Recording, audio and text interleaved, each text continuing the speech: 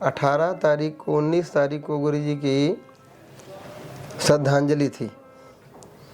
18 की रात को मैंने सपना देखा जैसे गुरु जी एक पहाड़ी पे बैठे हुए हैं और 2-3 छोटे छोटे अलौकिक से रूप हैं और उसे बड़ा दिव्य भव्य प्रकाश जगमगा रहा है। तो मैं गुरु जी एकदम समाधि में ऐसे बैठे हुए हैं, मैं इनको खींच रहा हूँ, घर चलो जी घर चलो। मुखमंडल मंडित छवि जिसकी आकर्षण के अवतार थे तुम दीनहीन मर्यादा के संपूर्ण शोभागार थे तुम। प्रेम भाई नमस्कार। नमस्कार भाई विकास भाई जी। अच्छा, जैसे ही हम तो इस कमरे में दाखिल होते हैं और लगता है कि जैसे बिल्कुल वही अनुभूतियाँ, वही सब कुछ, वैसे ही किताबें रखी हैं, वैसे ही सब कुछ है। और गुरुजी हालांकि इस बिस्तर पे, इस बेड पर नहीं है, पर वो भी लगता है जैसे उपस्थित है यहाँ पे। ऐसा लगता ही नहीं कि ये जो कमरा है उनकी ऊर्जा के बिना है। तो आप बताएं, आपने तो इतना लंबा समय गुरुजी के साथ बिताया, उनका सानिध्य आपको मिला, आप उनके साथ बड़े हुए और सेवा की पराकाष्ठा रही, जैसा आपने गुरुजी का ध्यान रखा। तो आपको गुरुजी अब नहीं रहे तो कैसा एक तरह से लगता है, कैसा महसूस होता है? मैं गुरु जी जहाँ भी होंगे उनके चरणों में सादर नमन करता हूँ। वैसे तो गुरु जी है नहीं, लेकिन ऐसा लगता है जहाँ भी जाता हूँ हमें हर जगह हर क्षण जैसे हमारे साथ ही हैं। वो दिल से मन से एक बार भी नहीं जाते। अभी आपने कहा गुरुजी नहीं हैं, जैसे कहीं बाहर गए हैं, तो ऐसा हमें भी लगता है जैसे छाया चित्र होता है ना, जैसे प्रतिबिंब होता है, स्थूल रूप में नहीं दिखाई दे रहे हैं, लेकिन ऐसा लगता है जैसे यहाँ बैठे हैं और कुछ कह रहे हैं, बेटा यहाँ चलना है, बेटा ये काम करना है। तो हर क्षण जब कहीं जाता रहता हूँ तब भी कई बार उनकी इतनी ज़्यादा याद आ आती है, तो कई बार मैं कुछ रचनाएं सी करने लगता हूँ, उनसे मोटिवेट होने लगता हूँ। और एक आध बार हो ही जाता है कि जैसे है नहीं, लेकिन फिर भी ऐसा लगता है हमारे साथ हर क्षण है। और ऐसा होता है कि 8वें 10वें दिन और विशेष रूप से कोई भी जब छोटा मोटा भी कोई त्योहार होता है ना, उसमें जैसे कई सपने में आ जाते हैं, जैसे नवरात्र में भी आए भी सपने में। और अभी 2-3 दिन पहले दिन में भी मैं विश्राम कर रहा था, तो दिन में भी मतलब उनके दर्शन हुए। जैसे हमेशा उनका ना आशीर्वाद की वर्षा मेरे साथ में बरस रही है, तो हर क्षण हमें वो जैसे दिखाई देते रहते हैं, बैठे हुए हैं। उनका जैसे ये प्रतिबिंब है, अभी कुछ कहने वाले हैं, कुछ कहेंगे, क्योंकि इतना ज़्यादा वो मेरे पर आश्रित हो गए थे ना। मैं थोड़ी देर भी जैसे अगर लेट हो जाता था कहीं से, तो उनको एक होता जैसे अभी आया नहीं, अभी कब खाएगा, वहाँ जाना था। तो हर क्षण उनको बहुत ही चिंता से लगी रहती थी। तो देखो उनकी कमी तो इतनी अधिक ज़्यादा है, लेकिन उनके जो किए हुए काम है, उनका जो मोटिवेशन है, उनके जीवन को सोचते हैं कि अगर उनके जीवन पे थोड़ा सा भी चल सकूं तो ये बहुत बड़ी हमारी उपलब्धि होगी, क्योंकि उन्होंने अपने जीवन से, जीवन आदर्श से हमें कुछ सिखाया है।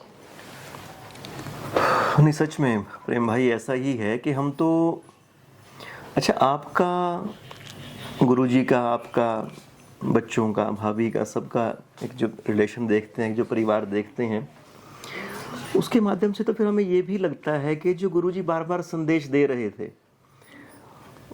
उसका मतलब एक तरह से वो धरातल पर भी उतर रहा था। वो तो जैसी बात कह रहे थे वैसी वो जी रहे थे एक तरह से। अच्छा, एक आप ये बताएं कि मतलब काफ़ी सारे लोग, मतलब एक तो वो तमाम गुरुजी के देखने वाले, उनके प्रति अनंत श्रद्धा रखने वाले व्यक्ति, और मैं बड़ा हैरान होता हूँ कि बहुत सारे लोगों को अब पता चल रहा है गुरुजी नहीं है। कोई ना कोई ऐसे व्यक्ति का संदेश आता है, वो कहता है अच्छा वो नहीं रहे, कब नहीं रहे, मुझे तो आना था, मुझे तो मिलना था। तो चेक आप प्लीज़ ये बताएं कि काफ़ी लोगों को ये रहता है कि गुरुजी तो बोलने में ठीक लगते थे, तबीयत ख़राब हो गई तो गुरुजी की, हालांकि तो एक हफ्ता मैं ख्याल में कह सकते हैं कि तबीयत उनकी ख़राब रही, तो गुरुजी की तबीयत में ज़्यादा गिरावट आपको कब लगी, क्या दिक्कत रही, अगर आप सबको बताएं उसको। ठीक है विकास जी, आपका बहुत ही अच्छा प्रश्न है। गुरुजी वैसे तो जी, वैसे उनकी तबीयत नहीं कोई ख़राब रही है, लेकिन हाँ एक हफ्ते पहले उनके से लूज मोशन होने से ना थोड़ा सा उनको थोड़ा दिक्कत ज़रूर हो गई थी, और ऐसा उनको ना 1 महीने से हो रहा था।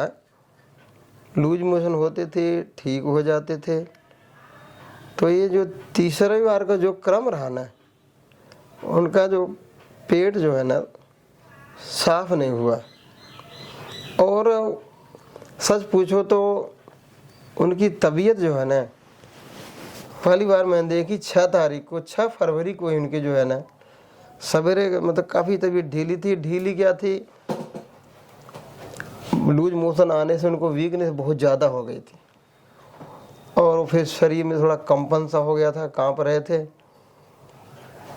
तो मेरे बेटे अजय ने उनको जो है 10 बजे कुछ खिलाया पिलाया, ज़बरदस्ती करे कुछ खाया पिया, लेकिन फिर भी तबीयत ढीली सी रही। लेकिन 5 बजे दोबारा जब डॉक्टर को आकर के उनकी डिप लगाई गई, तो डिप लगाने के बाद उनको आधा घंटे में पता नहीं क्या ईश्वर की कृपा थी, क्या उनकी चेतना थी, एकदम जैसे चैतन्य हो गए, बिल्कुल एकदम ठीक हो गए। तो मतलब इतना खुशी हुई कि आदमी को, मतलब ये लगा कि जैसे इनको केवल यही जो लूज मोशन होने के कारण इतनी ज़्यादा वीकनेस आ गई थी, वही कमी थी, और वास्तव में उनको कोई बीमारी थी नहीं। वह उनको लूज मोशन से इतना ज़्यादा वीकनेस हो गई, उसी से उनको दिक्कत हुई।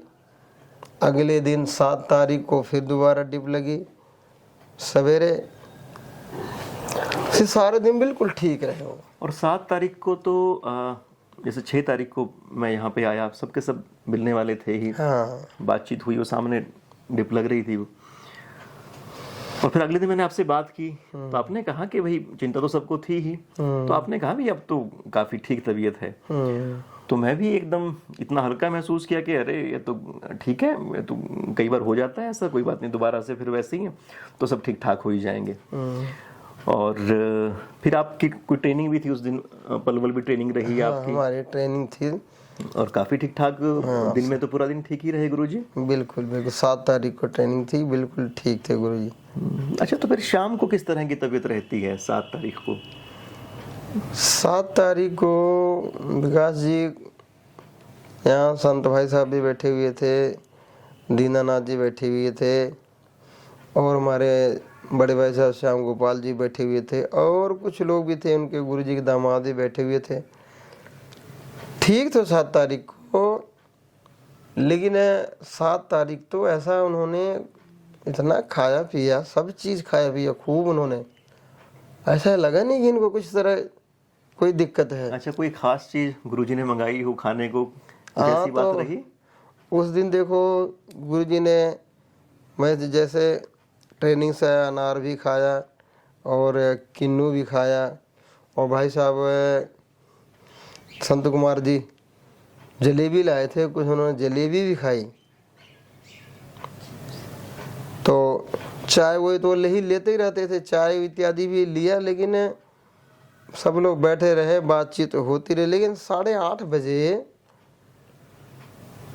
उन्होंने कहा बेटा मैं आराम करना चाहता हूँ, तो मतलब जैसे उनके कहने का जैसे वो जो तरीका था ना, बड़ा ऐसा लगा जैसे कोई बड़े भावुक हृदय से कह रहे हैं, जैसे अब इस संसार को छोड़ के जाने वाले हों। मतलब उनके कहने के तरीका से बड़ी हृदय पे बड़ा वज्राघात सा हुआ। तो फिर वो उनको लेट गए। लेटने के बाद मतलब बहुत लेटने के बाद उनको फिर 2 बार मैंने उनको 8:30 बजे के बाद 2 बार उनको होम्योपैथी की 20-20 मिनट के अंतराल में उनको होम्योपैथी की दवाइयाँ भी दी। हाँ, वो 10 बजे लगभग सोए होंगे। अच्छा।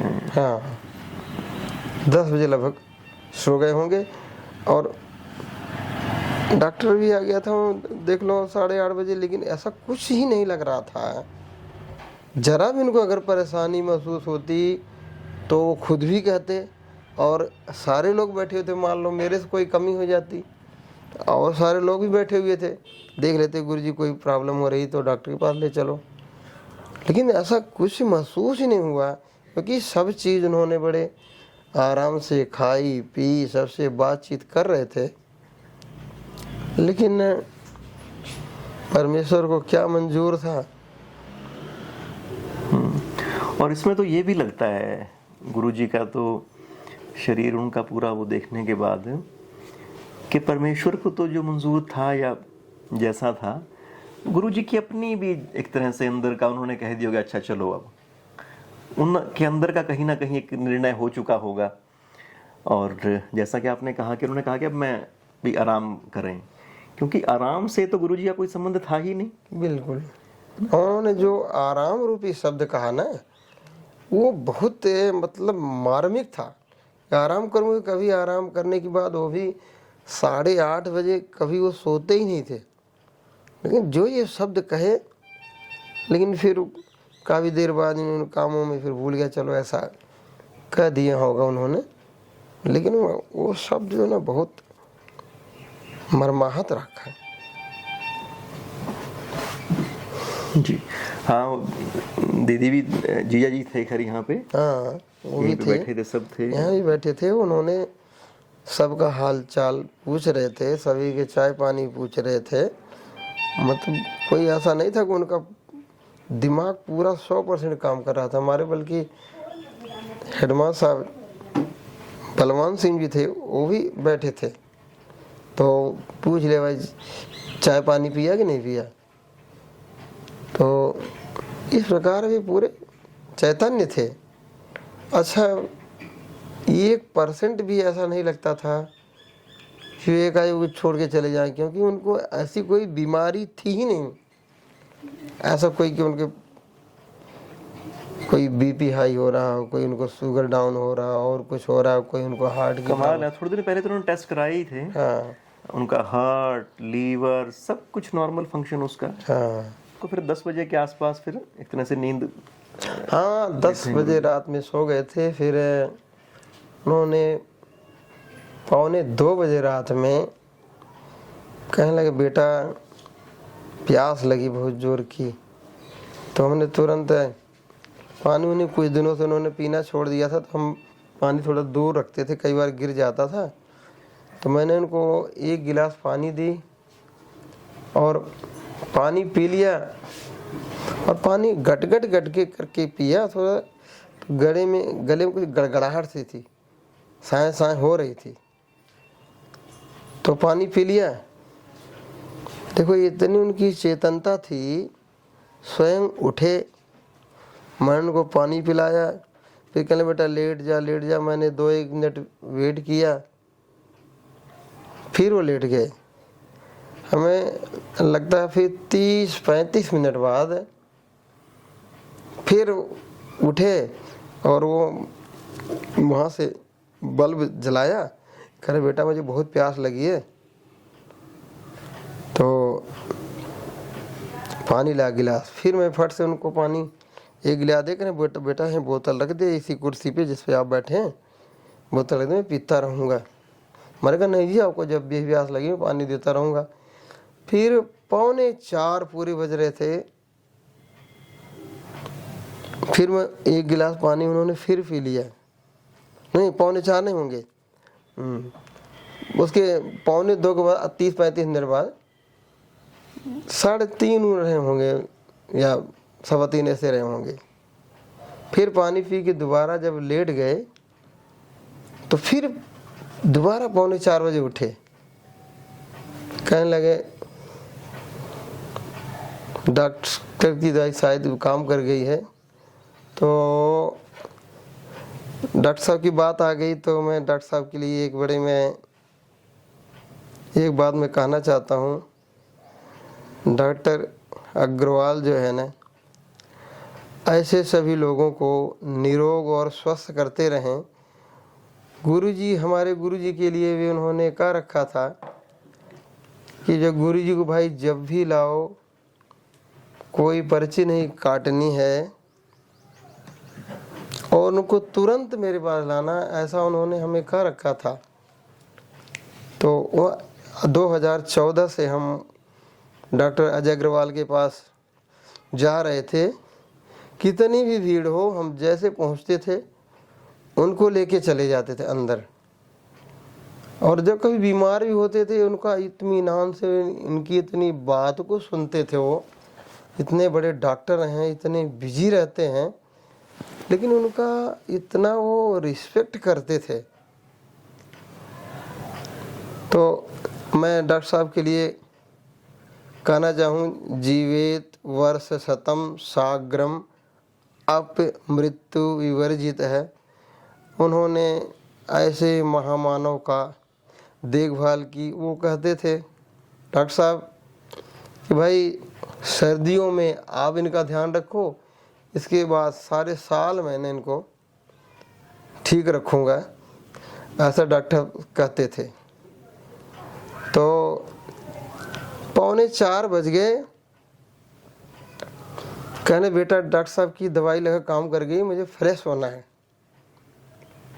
मैंने कहा चलो जी। तो उनके जो कमर वाला दर्द जो है ना, घुटने पे आ गया था, तो चलने में दिक्कत हो रही थी। वो तो जैसे तैसे उतरे, मैंने पकड़े, यहाँ मेरी चारपाई रहती थी मेरी, और मेरी चारपाई भी पकड़ करके ऐसे जैसे तैसे उतरे। यहाँ तक जैसे आए तो एकदम चल नहीं पा रहे थे। तो मैंने इस कुर्सी पर उनको बिठाया और पीछे से धक्का, आगे से पीछे से मेरी वाइफ और आगे से मैं खींच रहा था। तो देख लो, उनको इतनी चेतनता थी कि अपने पैर को उठा रखे थे और राम राम राम राम राम राम राम राम करते वहाँ तक ले गए बाथरूम के पास। तो वहाँ थोड़ा सा नीचा है, तो लेकिन राम राम वो कर ही रहे थे।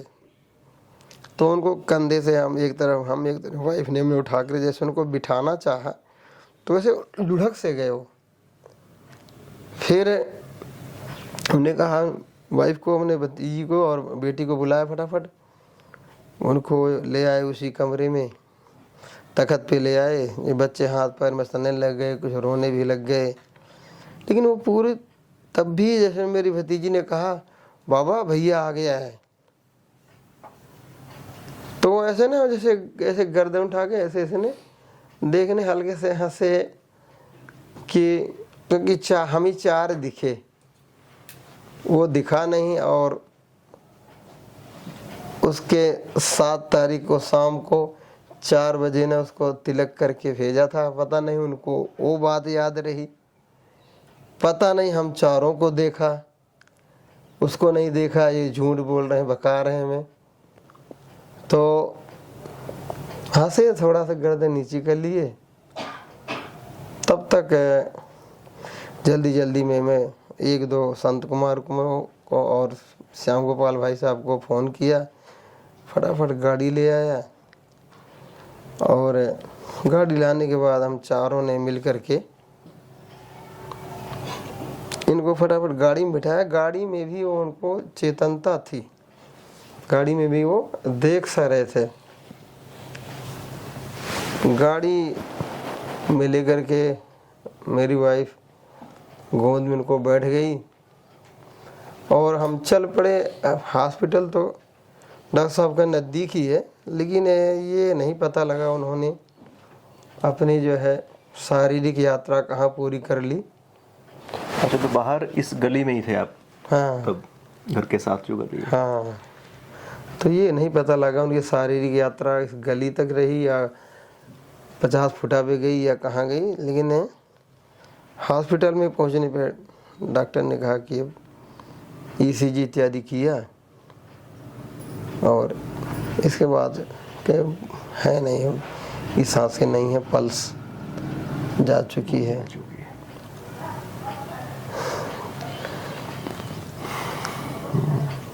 तो बस हाँ, वही है कि अंदर तो एक तरह से वही चेतनता थी, वही समझ, और शरीर धीरे धीरे करके छोड़ रहा था। हाँ, शरीर धीरे धीरे, देखो ऐसी माया, देखो उनका ये कमर का दर्द उतरते उतरते उतरते ना घुटने पे आ गया था। हम सोच रहे थे कि वो दर्द धीरे धीरे उधर के नीचे ही चला जाएगा।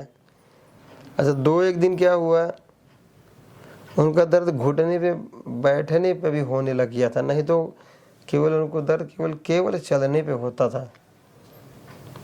तो उससे थोड़ा पेन किलर तो ले रहे थे, लेकिन थोड़ी सी उनको दिक्कत थी 2-3 दिन। लेकिन ऐसी दिक्कत नहीं थी कि इतना ज़्यादा पेन हो रहा हो। पता नहीं उनकी सहन शक्ति थी, पता नहीं उनकी सोच है, पता नहीं, बताते थे, लेकिन ऐसा कुछ नहीं था कि उनको बहुत ज़्यादा दर्द हो रहा है। तो इस तरह से फिर वो, और सुबह कितने बजे का समय रहा होगा ये भाई? पूरे ब्रह्म मुहूर्त में, पूरे उनके जो है 15 मिनट में सब कुछ हो गया। 3:45 लेके गया, उतनी देर में उनको हाथ पैर मचला, उठा के लाया, गाड़ी लिया। पूरे 4 बजे उन्होंने भगवान का नाम लेते हुए अपनी उन्होंने सांसारिक यात्रा पूरी कर ली। अच्छा, जाते जाते वो जो सब चीज़, सबको अपना अपना दायित्व दे गए, किसी के ऊपर किसी प्रकार का बोझ न पड़े, आर्थिक मानसिक, भाइयों में बहनों में कोई ऐसी भावना ना पैदा हो, वो सारी बातें वे लिख के गए। और अंत में उन्होंने कहा कि सभी आप फूलो फलो, उन्होंने अपनी वसीयत में लिख के गया है, जो हमारे लोगों से संबंध बने हैं उन संबंधों को बना के रखना, और आखिरी बात, आप फूलो फलो प्रसन्न रहो, यही आशीर्वाद दे के गए हैं। उनकी कृपा से सब बहुत अच्छा हो रहा है। लेकिन ये कमी विशेष से बहुत खलती है, जब भी कोई छोटा मोटा भी त्योहार आता है तो इन बच्चों को क्या चाहिए, मुझे क्या चाहिए, मेरी वाइफ को क्या चाहिए, और क्या कार्यक्रम कैसे करना है, इतना बेहतरीन ढंग से हर चीज़ को, सबके बारे में उनको इतना ध्यान रहता था कि किसके लिए क्या करना है। और ऐसा है कि अगर बाजार भी जाते थे हम, तो उनके उस बैग में किसी न किसी के लिए कोई अखबार की कटिंग है, किसी घर जा रहे हैं ना, तो उसके घर उससे सर्विस से संबंधित और किसी संबंधित कोई न कोई वो कटिंग लेके जाते थे। जिसके घर जाए ना, वो एक कोई न कोई उसके लिए कुछ कुछ लेके जाते थे। कोई सूचना स्वरूप, अच्छी सूचना स्वरूप, कोई बीमार है तो उसके लिए कोई, भाई ये दवाई यहाँ से ले लो, इस हॉस्पिटल में दिखा लो, कोई ऐसी कटिंग लेके जाते थे। किसी सर्विस वाले के यहाँ गए, कोई मान लो कोई इसको दिक्कत आ रही तो उसको कोई कटिंग ले गए, सर्विस को रूल ले गए। तो मतलब जहाँ भी जाते थे ना, कुछ न कुछ खुशियाँ ही लेके जाते थे लोगों के लिए। वैसे बड़ी ही हैरत की बात है कि कोई आदमी ऐसा कैसे हो सकता है कि वो अपने जीवन का इतना बड़ा हिस्सा वो मतलब औरों के निमित्त ही एक तरह से जिए। व्यक्तिगत ना उनका कोई सुख दुख पता लगता था, ना शरीर की स्थिति पता चलती थी। जैसा सामने वाला व्यक्ति है ठीक वैसे ही हो जाते थे, चाहे बड़ा हो चाहे छोटा हो। जहाँ भी जाते थे एक प्रकार की वो रौनक थे। मायूसी वाले व्यक्ति नहीं थे कि मायूस हो जाएं, हतोत्साहित करने वाले नहीं। छोटे से छोटे आदमी को इतना अपनी बातों से उसको इतना प्रेरित करके उसको इतना उत्साह भर देते थे, तो व्यक्ति क्या उसके अंदर ऊर्जा आ जाती, हाँ ये व्यक्ति मेरे साथ खड़ा है। इस प्रकार की मतलब उनकी काम करने की शैली थी कि लगता है ये व्यक्ति मेरे साथ खड़ा है तो ये मेरा काम पूरा ही हो जाएगा। तो इस तरह से तो ये मतलब 8 फरवरी का दिन रहा और सुबह 3:45 से लेके 4:05 4:10 तक का ये पूरा समय रहा। हाँ जी बिल्कुल। हमें तो लगता है कि क्योंकि 15 मिनट से ज़्यादा नहीं लगे, इतनी देर में हम उनको यहाँ से कुर्सी में घसीट के ले गए। वहाँ पहुँचे, जो 2 मिनट 1 मिनट लगने लगा होगा, फिर वहाँ से वो को थोड़ा झटका सा लगा, फिर ले आए, 2 मिनट मसले और गाड़ी में ला दे। मतलब कहते ना भगवान की जो कहते जो भगवान के सच्चे भक्त हैं, पूरे वो 4 बजे गए हैं। 4 बजे आगे 15 मिनट लगा नहीं हमें सब कुछ ये करने में। और इस मामले में तो मुझे कई बार शास्त्री जी उन्होंने तो खैर यहाँ पे गीता का पाठ भी किया गुरु जी के लिए पूरा। और सबके सब लोग बैठे, अपने आप में एक बहुत सुंदर परंपरा। हाँ जी। तो उन्होंने उस पाठ के अंत में एक बहुत महत्वपूर्ण बात कही। उन्होंने कहा कि वो तो रथ में बैठ के गए हैं, यही बात उन्होंने बार बार समझाई। और उन्होंने कहा कि ये तो सिर्फ ये है कि हमारे पास वो दृष्टि नहीं है, हमारी साधना की एक कमी है। नहीं, वो तो ठीक वैसे ही गए हैं जिस तरह से उस व्यक्ति को, उस महात्मा को जाना चाहिए। तो इस तरह से गुरु जी का ये है। विकास जी, मैं ये बात आपने कह दिया तो मैं 18 तारीख को 19 तारीख को गुरु जी की श्रद्धांजलि थी। 18 की रात को मैंने सपना देखा जैसे गुरु जी एक पहाड़ी पे बैठे हुए हैं और 2-3 छोटे छोटे अलौकिक से रूप हैं और उसे बड़ा दिव्य भव्य प्रकाश जगमगा रहा है। तो मैं गुरु जी एकदम समाधि में ऐसे बैठे हुए हैं, मैं इनको खींच रहा हूँ, घर चलो जी घर चलो। तो कह रहे नहीं मैं घर नहीं जाता। तो कोई एक बंदा जैसे पहाड़ी पे बैठा हुआ, कुछ देर गुरुजी उठ के उस पहाड़ी पे चले गए, ऊंची सी पहाड़ी पे। मैं नीचे से उनको खींच रहा हूँ, वो बंदा उनको ऊपर से खींच रहा है। वो करा नहीं, अब गुरुजी तुम्हारे नहीं हैं, अब गुरुजी हमारे हो गए हैं। गुरुजी तुम्हारे नहीं हैं, गुरुजी हमारे हो गए। इस प्रकार उनको मैं से दिव्य भवन में छोटे से देखा और समाधि में बैठे हुए हैं। 18 तारीख की 19 की उनकी श्रद्धांजलि थी। तो इस प्रकार उनको मैंने देखा। सच में वो अपने उस धाम में गए हैं। अच्छा, एक और चीज मुझे तो जब भी और सबको लगता है ऐसा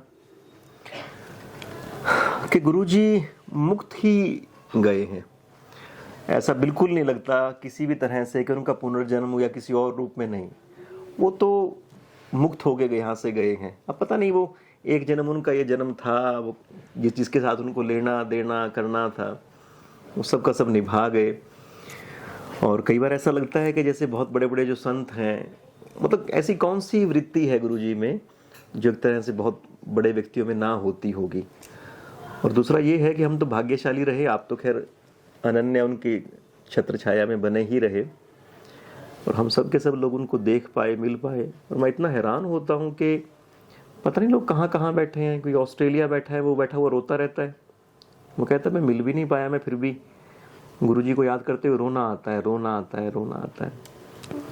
जी अभी ने बहुत सारे लोगों के फ़ोन आते हैं कि आपने मैं गुरुजी को मिलने नहीं दिया। फिर बात कई बार भावुक हो जाते हैं, इतना महान आदमी चला गया, हमें मिलने का अवसर नहीं मिला जी। कहते हैं हमने कहा भाई गुरुजी की एक सीमा थी, गुरु जी के पास कोई 10 क्वेश्चन कोई 20 क्वेश्चन लेके चला आता था, और कई बार एक आया फिर दूसरा गया, एक आया दूसरा गया, तो गुरु जी अपना खाना पीना अपना सब भूल ही कुछ जाते थे वो सब भूल जाते थे।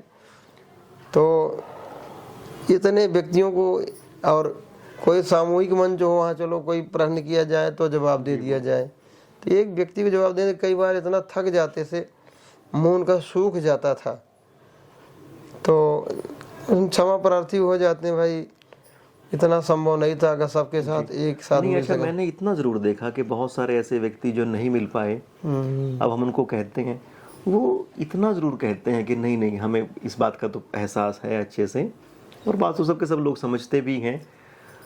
और ऐसे ही प्रश्नों को लेकर रहता था, बहुत सारे लोग कहते थे कि आपने हमारा प्रश्न पूछा होता, हमने आपके बहुत बार आग्रह किया, फिर उनको भी यही कि भी एक सीमा ही हो सकती है। और दूसरा एक और मैं तो देख रहा था, गुरुजी का तो चाहे आप सारा साहित्य सुने और चाहे किसी एक ही उनके वक्तव्य को बहुत ध्यान से सुने, वो कई बार एक ही वक्तव्य में वो जीवन के सारे एक तरह से औषधियाँ डाल के सारे सूत्र सारे रहस्य पेश कर देते हैं। वो सारे सूत्र वो फिर वो छोटी सी बातों को वो कभी न बात को विस्तार से न करके छोटी सी बातों में एक संकेत दे देते थे कि बेटा ये बात सही है, ज़्यादा बड़ा कहने के नहीं, क्योंकि उनका आचरण ही ऐसा था।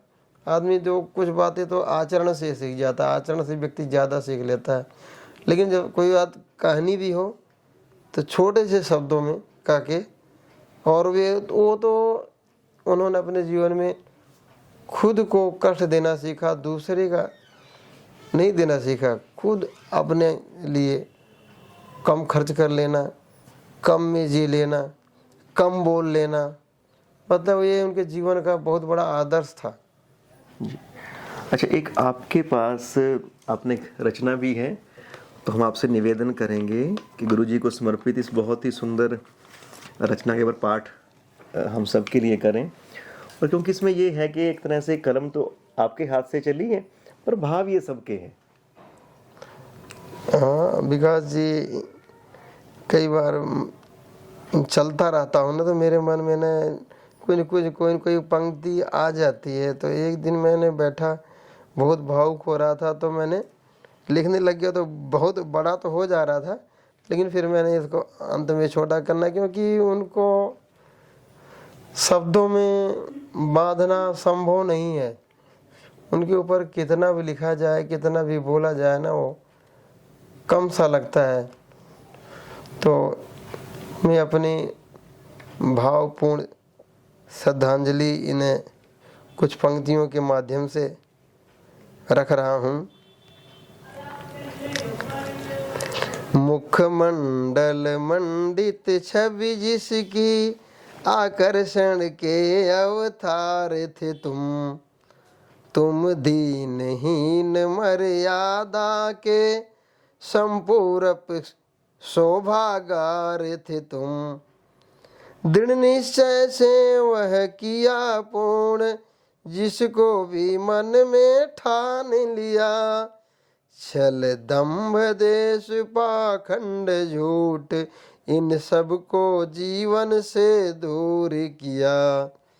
मानवता के करुणावतार, मानवता के करुणावतार के सच में ही सेवादार थे तुम ऊंच नीच धनी निर्धन, सब में सब भाव से मान किया।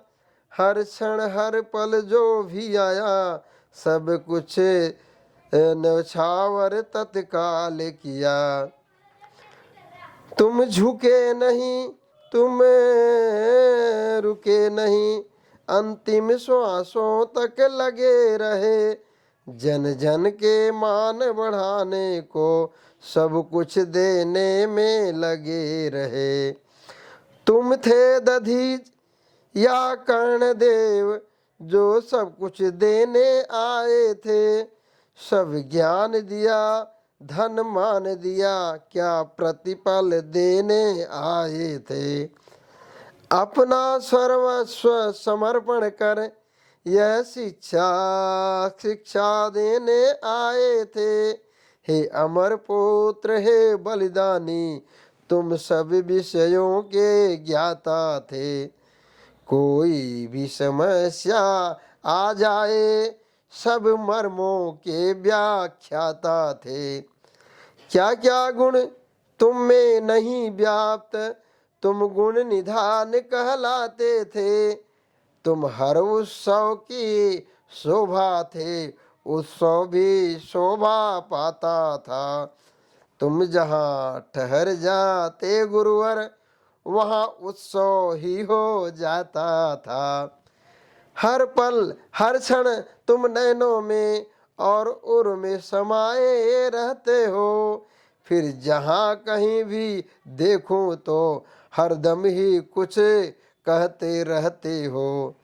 यह आशीर्वाद स्नेह अपना हम पर बनाए रखना है। यह आशीर्वाद स्नेह अपना हम सब पे बनाए रखना है।